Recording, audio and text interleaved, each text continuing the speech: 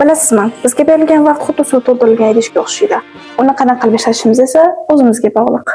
Biz vaqtimizni oilamiz bilan birga o'tkazishimiz mumkin. Do'stlarimiz bilan o'tkazishimiz mumkin. Bilim olib o'tkazishimiz mumkin. Kelajagimizga vaqt bilan sarmoya kirgizishimiz mumkin. Yoki bizda bor vaqtni hammasini ijtimoiy tarmoqlarga sarflab yuborishimiz ham mumkin. Va oxirida esa hayotimizning boshqa muhim jihatlari uchun vaqtimiz qolmaganini tushunib yetamiz. Shuning uchun ham keyingi safar vaqtingizni bekorga sarflamoqchi bo'lganingizda tushunib yeting. Bu narsaning ham chegarasi bor. Ha, men osongina bu idishni ichiga hozir suv to'ldirib olishim mumkin, lekin vaqtni buni to'ldirib bo'lmaydi.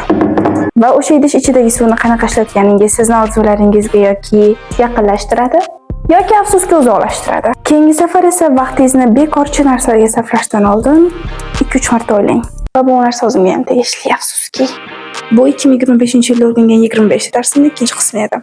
3-qismini ko'rishguncha. Bye.